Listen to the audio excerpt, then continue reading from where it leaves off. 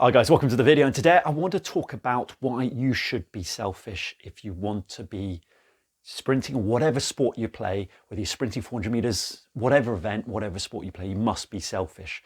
Now, selfish is a very divisive word because selfish means that you put yourself as a priority for the total disregard for everybody else. So you don't care about anybody else. Now, I put selfish in the title with exclamation marks because I don't mean to live your life like that. Total disregard for everybody else, and that doesn't mean you don't be kind to people, you don't give to others, but there is a priority in your life, and that priority starts with you. Now, it's better demonstrated by the be activated technique and be activated method that I do to kind of activate muscles in athletes.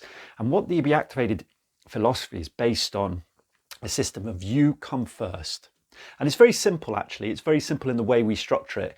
We've got a 1, 2, 3 sequence in Be Activated. That is the sequence the body functions. That's you in its natural state. So what I mean by zone 1, 2, 3, I mean zone 1, zone 2, zone 3. And with zone 1, which is the hips and glutes, we start to get those functioning first. And then we work to zone 2, which is the torso and the quads and hamstrings. And then we go to zone 3, which is the anterior tibialis and the calves and the arms and shoulders and neck and face. Okay, so that's zone 3. So we're looking at it like a target. We've got zone 1, which is the hips.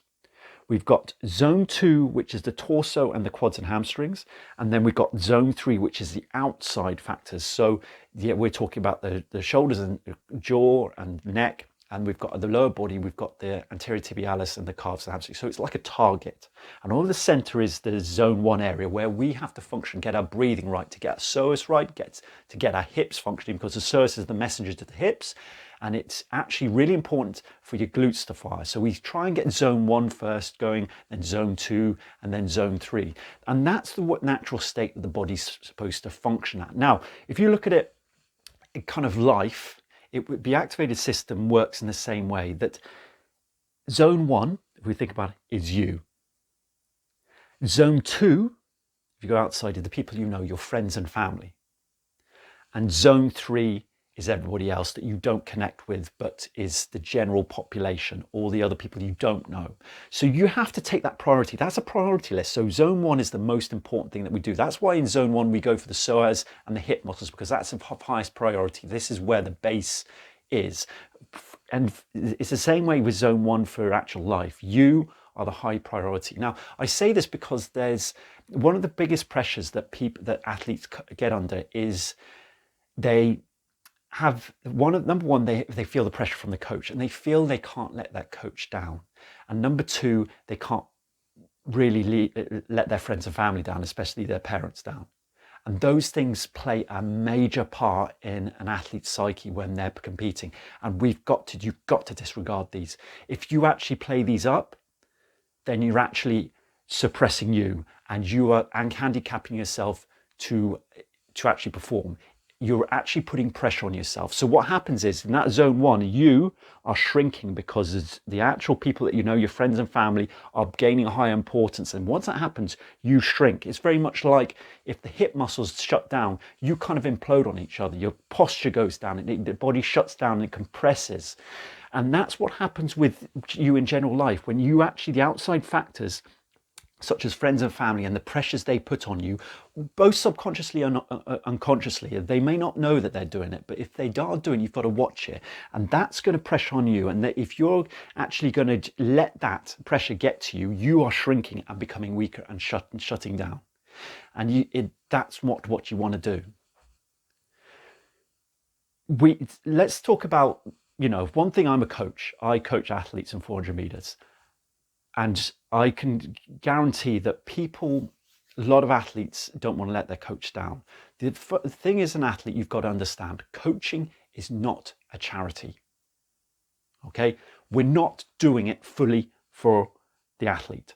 Okay? We want the athlete to do well. We want, doesn't mean we don't want you to not get what you want. We want you to get what you want. We want you to get at the time. But there's a selfish reason why coaches coach in the first place. Everybody does something. There has to be to do it with passion, you have to have a strong reason why you're doing it. And I do it because I like to get the athlete performing, but I've got a passion for what I do, and I want to do it for myself as well, because it helps me. It helps me do something that I'm passionate about, meaningful, and it helps me live a happy life. So I'm doing it as a coach. I know it's for other coaches as well, otherwise they wouldn't be turning up and spending so much time with you willingly. Is that coaching is not a charity. They want to do it. They're doing it for a selfish reason. So what I'm saying is not look upon your coach with, so you are selfish, or you're not here for me, or that's not always the case, but there has to be a strong, meaningful reason why a coach is out there spending so much time creating programs and coaching you. It's several hours a week. There has to be a strong reason, and it's passion. It has to come a selfish reason there to do it. It's not all selfless. It's not a charity. So that should actually put things in context for you. When you're an athlete, if you've got the pressure of feeling, I can't let my parents down, I can't let the coach down, you've got to look at that fact and say, is that helping you? No, that pressure is putting down with handicapping yourself with that. You've got to do things totally, specifically on the start line of a race. You've got to be selfish. You've got to make sure you're running for yourself. You've got to be able to actually notice those pressures, outside pressures, and that mindset that you have that you can't let the parents down. You've got to do it for yourself. And that's of utmost importance. The biggest thing as well is this channel is all about relaxation for sprinting as well. Unless you are selfish, you won't be relaxed. You can't. That is a major, major thing to say. You will not be able to incorporate relaxation if you're not selfish. Because what I mean by selfish is prioritizing yourself. And if you prioritize yourself, you're looking inwards for self-growth, and you're able to watch the outside pressures coming in. Life is there to challenge us. That's what its main goal is. I mean, you may not want that, but that's what it's there for. And we've got to be able to actually handle those challenges and make sure that we can still come off, relieve ourselves of the pressure so we can perform. Your strongest performance will always be you when there's the least amount of pressure on yourself. You put the least amount of pressure on yourself. That you have to be selfish and have the meanings that you're out there for you, totally you. And you've got to notice the outside pressure. Parents and family might not be putting pressure on you intentionally. They might be doing it unconsciously, but you still got to notice it. The coach might be putting pressure on you, or it might be self-imposed pressure you're putting on yourself as well. But the point is, you've got to watch the outside pressures. You're not letting your coach and family down if you compete badly. You're not letting anybody down by competing badly. You've got to get that out of your mind and start competing for yourself. How do you notice? One thing, just once to say, how do you notice if you've got to be able to separate yourself from your thoughts, from your actually noticing this pressure? You have to notice this pressure, but noticing that pressure is most of the battle. If you notice this pressure, that you notice that you are actually allowing the pressures of outside come in and impede you, then that's the most of the battle. You're actually noticing it, and you're able to, after a while or through observation, you'll be able to knock it aside. It won't be influencing at all. There's no reason. You've got to be selfish when you compete. You've got to do it for yourself. So hopefully that video was helpful. Please share, please like, and please subscribe to my channel, because I'll be releasing more videos like this that are going to either instantly or very quickly make you quicker. But for now, it just leaves me to say thanks for watching.